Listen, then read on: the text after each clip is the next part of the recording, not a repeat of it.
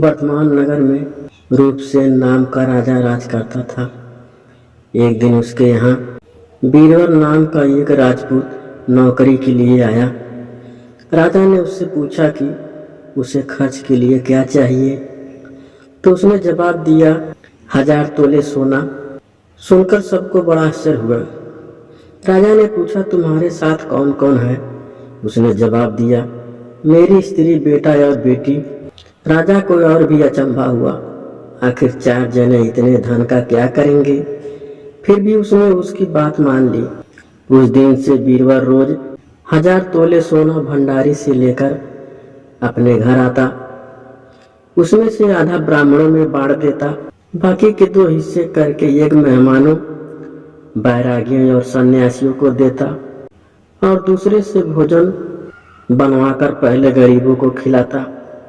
उसके बाद जो बचता उसे स्त्री बच्चों को खिलाता, आप खाता। काम यह था कि शाम होते ही ढाल तलवार लेकर राज के पतंगे की चौकीदारी करता।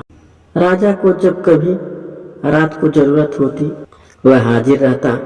एक आधी रात के समय राजा को मरघट की ओर से किसी के रोने की आवाज आई। उसने बीरबल को पुकारा तो वह आ गया।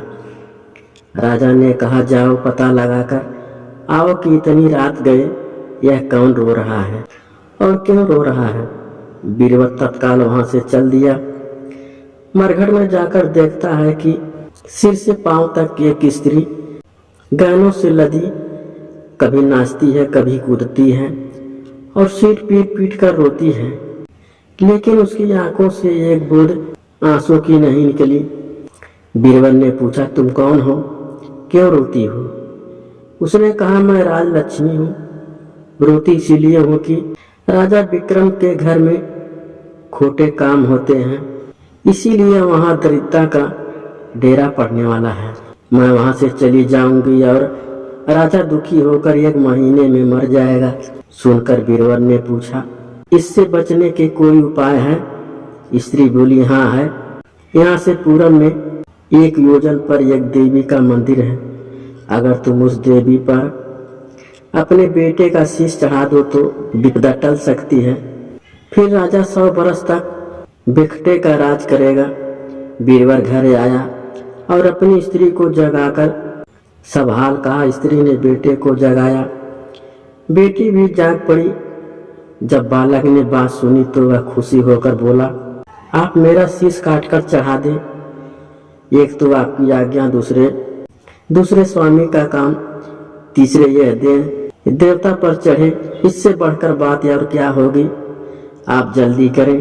बीरबल ने अपनी स्त्री से कहा अब तुम बताओ। स्त्री बोली स्त्री का धर्म पति का सेवा करने में है। निदान 4 जने देवी के मंदिर में पहुंचे। बीरबल ने हाथ जोड़कर कहा हे देवी मैं अपने बेटे की बलि देता हूँ, मेरे राजा की 100 बरस की उम्र हो। इतना कहकर उसने इतने जोर से तलवार मारा कि लड़के का सिर धड़ से अलग हो गया। भाई का यह हाल देखकर बहन ने भी तलवार से अपना सिर अलग कर डाला।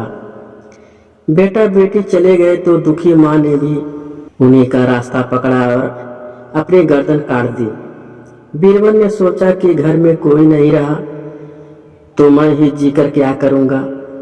उसने भी अपना सिर काट डाला। राजा को जब यह मालूम हुआ तो वह वहां आया। उसे बड़ा दुख हुआ कि उसके लिए 4 प्राणियों की जान चली गई। वह सोचने लगा कि ऐसा राज करने से धिक्कार है। यह सोच उसने तलवार उठा ली और जैसे ही अपना सिर काटने को हुआ कि देवी ने प्रकट होकर उसका हाथ पकड़ लिया। बोली राजन मैं तेरे साहस से प्रसन्न हूँ, तू जो पर मांगेगा सो दूंगी। राजा ने कहा देवी तुम प्रसन्न हो तो इन 4 को जिला दो। देवी ने अमृत छिड़क कर उन 4 को फिर से जिला दिया।